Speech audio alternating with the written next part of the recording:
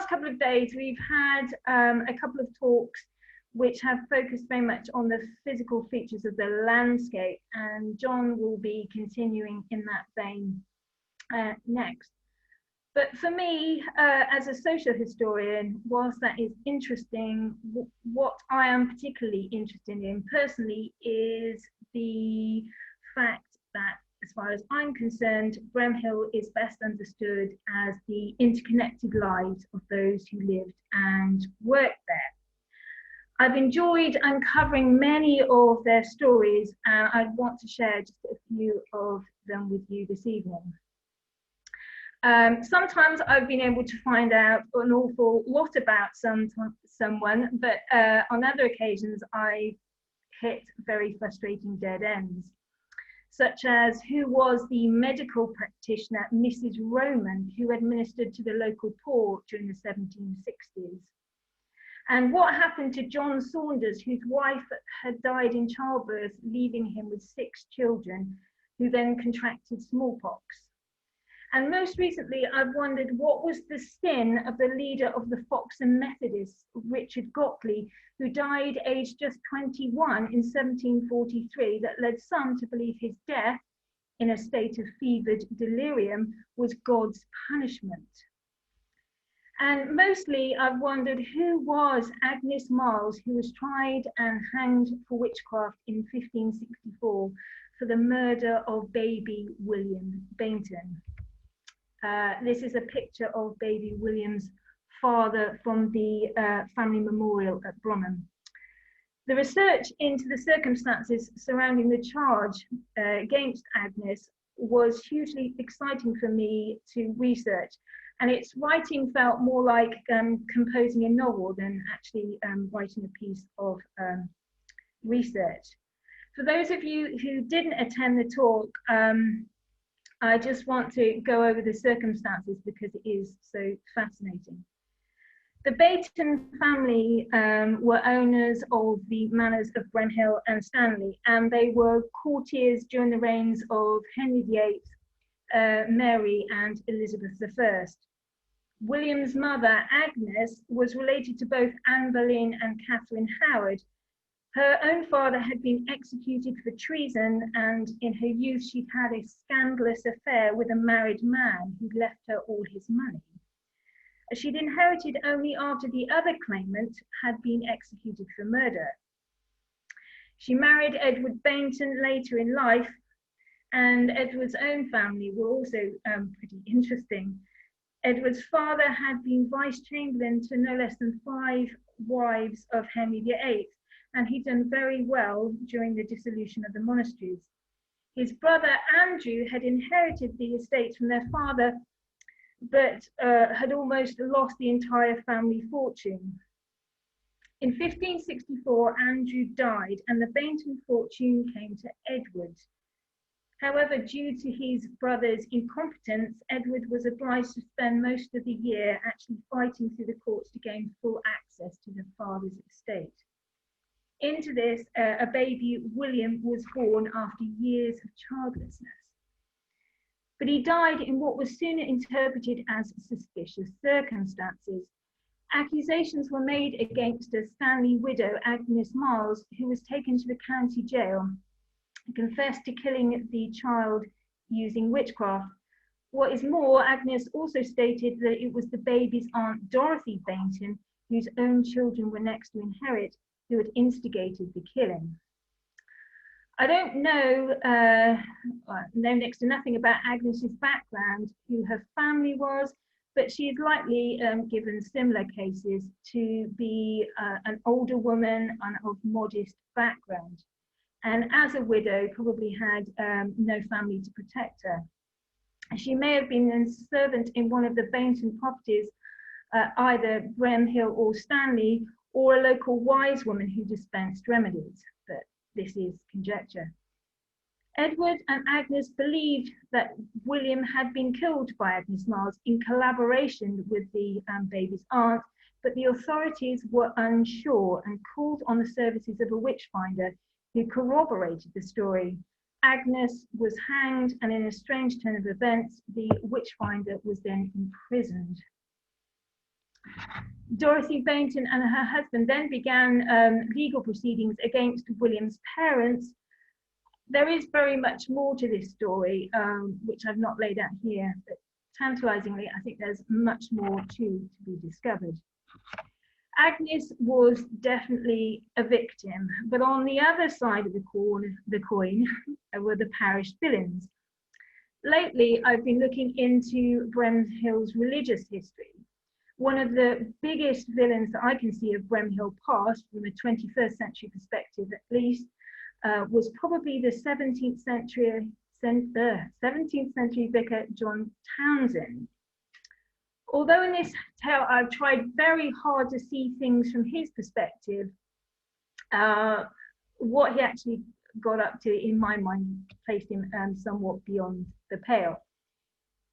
John Tounson was the son of a bishop of Salisbury, Robert Tounson. His father had died in 1621 when John was still a boy, the result of either smallpox or late night study, depending on which version of events you read.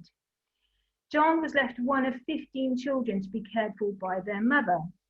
Unfortunately for the young John, his father had left no substantial estate, having secured much of his rise within the church, apparently, and this is a contemporary quote, due to his comely carriage and courteous nature.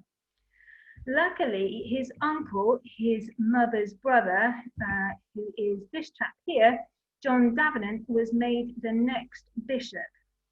And he saw to it that his nieces and nephews were well provided for. At the time, the living of the Vicar of Bremhill was the most lucrative within the gift of the Bishop of Salisbury. On the death of the previous vicar in 1639, John Tounson was given the post. Unfortunately for him, fate intervened, and within a few years, his uncle had died and civil war had broken out. As an identified royalist, his benefice at Bremhill was confiscated by Parliament. The loss of income and possible political exile, because there are some lost years here and I don't know exactly what happened to him, seemed to have had a permanent effect on Tounson. When his post was eventually returned to him in 1660, when the monarchy was restored, he was irascible and he brought many lawsuits against his own parishioners. These included actions against no less than 19 Bremhill residents for the non-payment of tithes. Tithes were the local levy for the support of the clergy and an essential aspect of their income, perhaps excusable, but his lawsuits included those against very powerful families such as the Hungerfords, who owned Cadney Manor. It didn't really seem to matter who he was going against. Townsend's persecution of the leader of the local Quakers over a 25+ year period, I think, was probably pretty obsessive. It earned him the title amongst the local Quakers of the Wicked Priest. It will feature heavily in the book, and I've been very lucky that Isabel has written me a piece on that subject. But to give you an idea of the lengths that Tounson was prepared to go to, and this is just one incident of very many.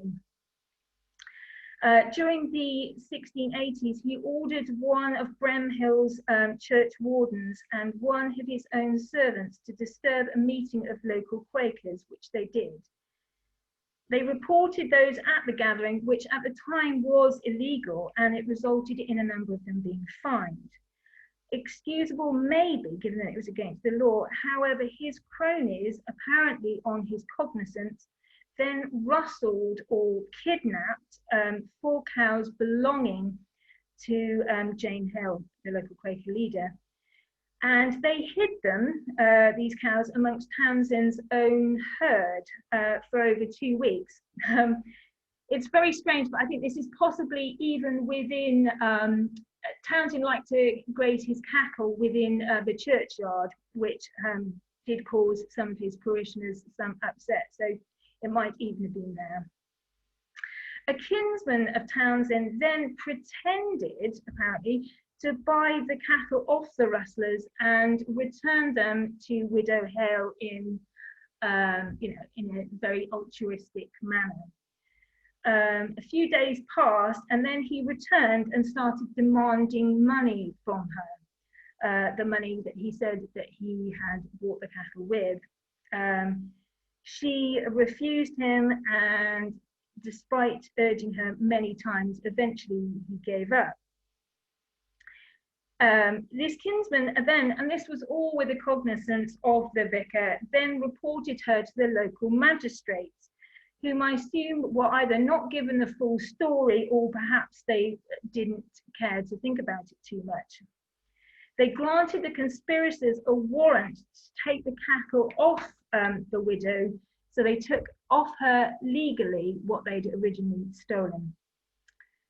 Suffice to say, this and a catalogue of other things meant that his relationship with many of his parishioners was damaged, and they seem to have then engaged in activities which were intentionally designed to needle him. So this included electing a woman as church warden and laughing at the vicar in church and, not showing him the proper respect by doffing their hats. Ultimately, the vicar found it challenging to find anyone prepared to be a witness for him in one of his countless lawsuits, or even to be his pick as church warden, because whilst his congregation picked one, he picked the other. Tounson was being sued at the time of his death by George Hungerford. And as a final note, I'd just like to say, whilst he was alive, he did establish some almshouses in Caen, one of which was supposed to be used by a resident of Bremhill. However, it seems on examination that no parishioner ever took advantage of this largesse, and I can't help wondering if it was down to his terrible local reputation. Townson's life reflects a lot about the politics and the religious intolerance of the period. Suffice to say, there were lots of other interesting vicars. There were lots of other ones. There are many stories about the oddities of this vicar from the early 19th century, who probably most of you will have heard of, the Reverend William Lisle Bowles. And it would be remiss of me not to mention him. Tales include his pet hawk Peter, the refusal to be measured by a tailor, and the fear that the spire of Salisbury Cathedral would fall on his house. His legendary absent-mindedness, and in the words of a biographer, which I'm going to quote because I think it's a great line, he was one of the greatest cowards physically that ever drew breath. Bowles was nonetheless a benevolent man, supporting the abolition of slavery, helping to educate many of the parish's poor, and providing dinner for hundreds of people at Christmas time. But I have to say, in my mind, he was also a self-publicist. He seemed to like adulation and admiration, and sometimes he liked to take credit for things that he didn't actually do, such as the renovation of Foxton Chapel during the 1830s. Local people were somewhat annoyed, and one wrote to a local newspaper which had just published an article in praise of Bowles's conduct in carrying the renovation into execution. The paper was forced to write a retraction. And sometimes there were his benevolent actions, in which, if you dig a little deeper into, portray less than altruistic motives, such as his religious intolerance. A case in point is revealed in the tale of Anne Nichols. In 1816, Anne was a local Baptist, and she became ill. She did, as a Baptist, occasionally worship at the church at Bremhill, possibly because at that time it was still away. She had a long walk to get to a chapel. And as she became weaker and fearing that she was slipping away, her friends called on a Baptist minister to attend her. Minister Warburton, who I think was this chap here, John Warburton, who'd lately moved to the area, didn't know Anne well, or or maybe not at all, I'm not sure. But whatever the circumstances, on arriving at her cottage, and despite her condition, questioned her about the details of her worship.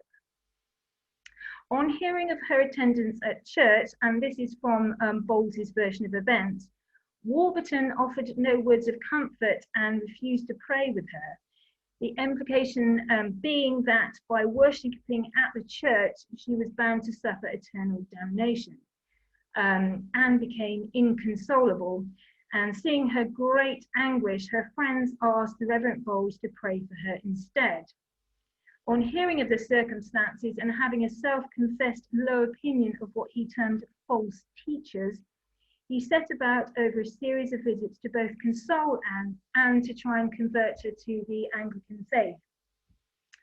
It seems, and this is even in his account, that he also stopped her from receiving further visits from local Baptists.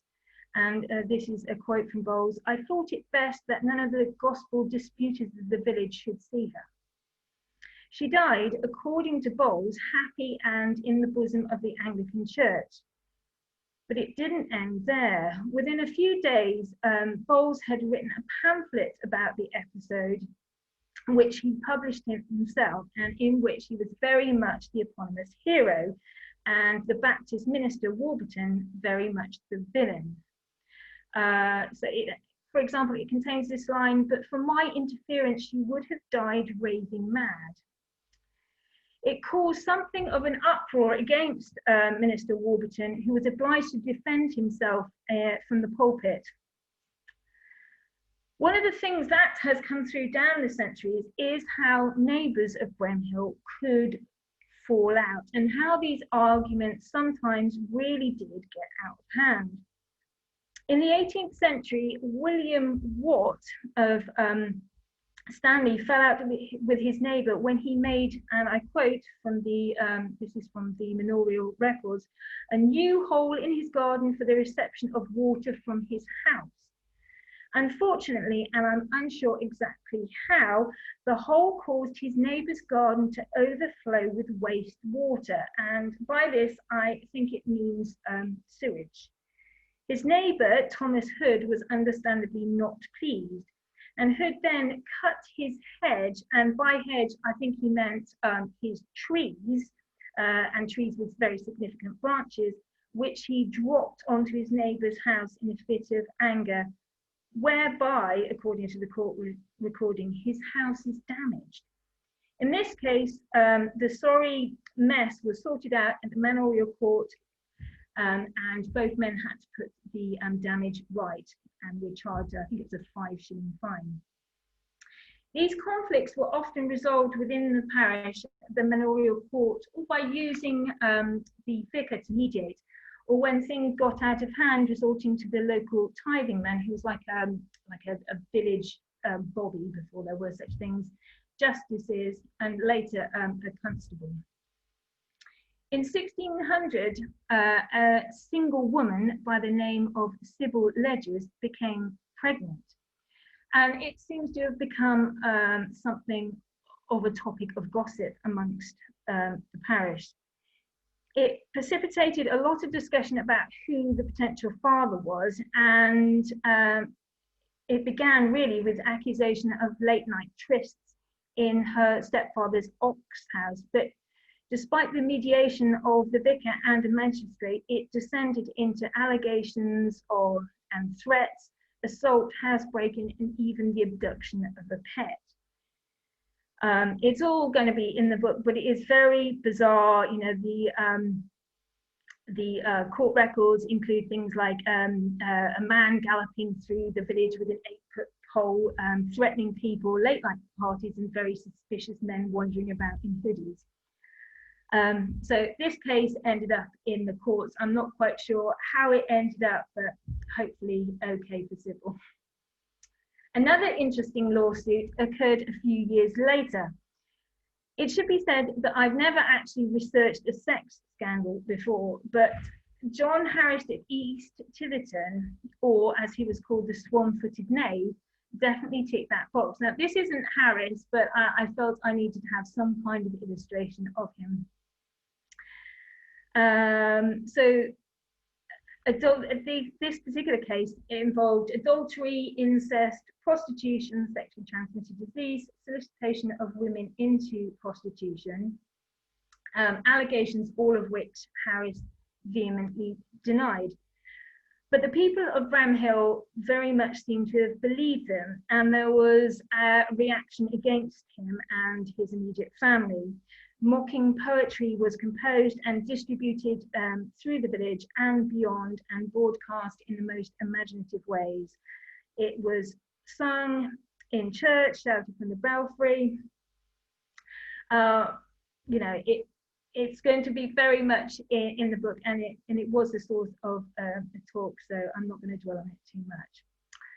While I found Harris's story slightly amusing, I have been saddened by many other tales.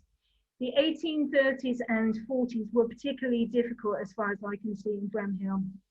In 1830, a reduction of wages, high food prices, and the introduction of threshing machines precipitated riots across Wiltshire. In this picture, contemporary cartoon from the time, a poor labourer with hungry children and empty cupboards is being tempted to join in the unrest. The rioting, I believe, was averted in Bremhill only because of the actions of Bowles and local farmers to raise wages, which de-escalated the situation. I mean, the decision was taken the same day that rioting almost, local magistrates managed to stand down 200 rioters at Christian Malford. So it came that close, and the same day was taken this decision to raise wages. But unfortunately, that raising of wages was short-lived, and life remained very difficult. From this decade, I found a whole catalogue of things. There was a case of domestic abuse where concerned neighbours feared for the life of their local mother, whose husband got drunk, wrecked the house and beat his wife. And there was a case of Mrs. Woodford, who appeared quite a number of times in the parish recording because she was abandoned by her husband on a number of occasions. He was continuously captured and returned to her, but on the last time he absconded, he wasn't recovered, and the rest of the family ended up in the workhouse. And I still recall the case of Richard Provis, a labourer who joined the Marines in 1831, so during a time of particular hardship in the parish. He joined the Marines and deserted and returned home, only to be captured and branded. I don't know what happened to him thereafter, so some very sad instances.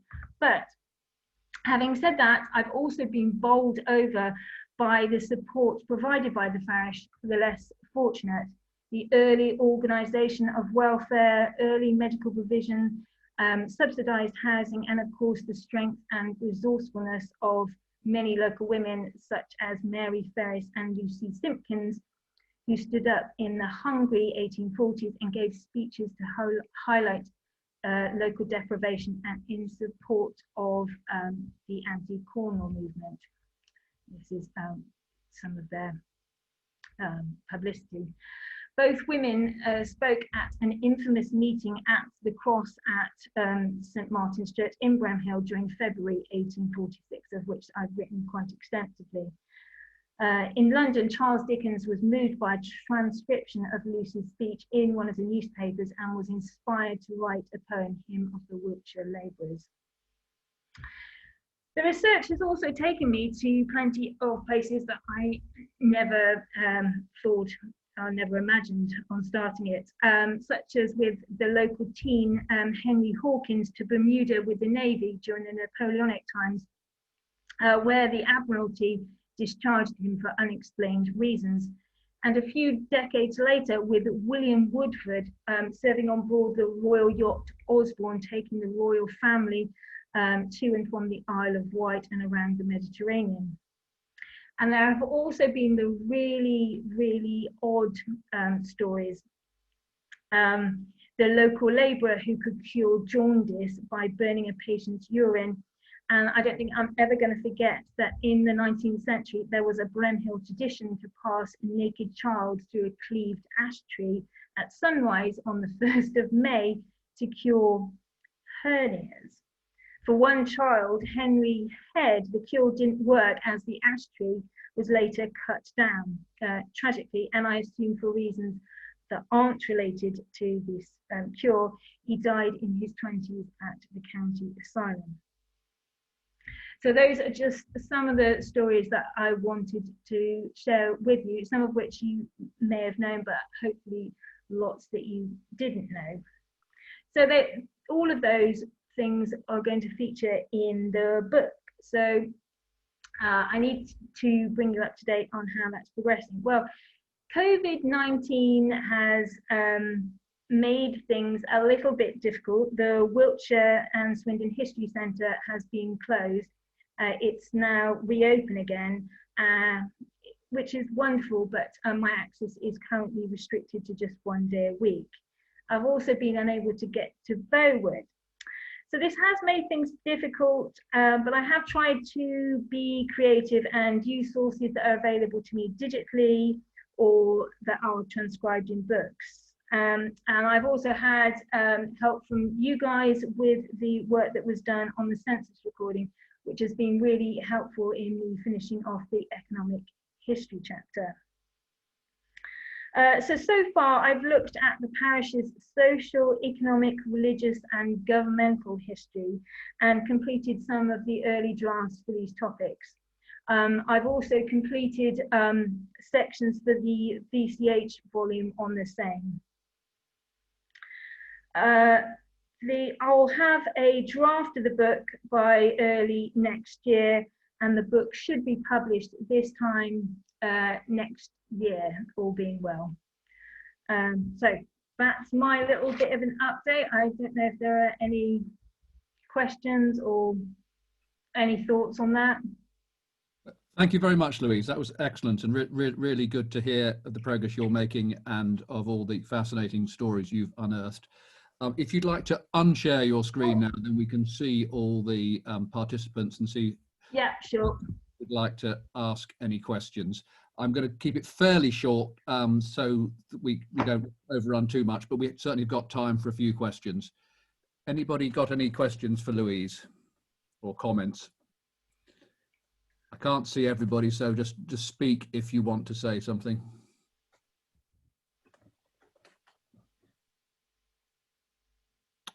Deathly silence. Louise, they're all maybe wowed. I've stunned everyone. Wowed by the extraordinary humanity that you've unearthed in the parish.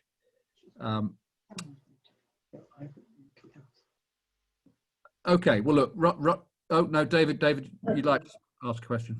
Well, nobody else is asking any questions, so I thought I'd make a comment. I've had a look at a few of the vicars, and I've also started looking at how they treated their curates, which I find interesting, because when I go through the registers, the curates seem to do all the work.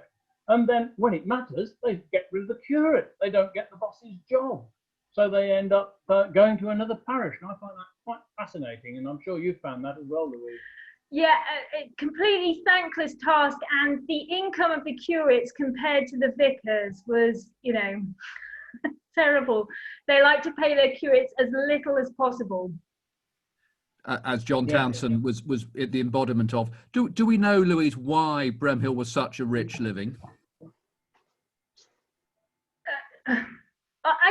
It must go back to it passed from Malmesbury Abbey into the control of the bishops of Salisbury in the early 13th century.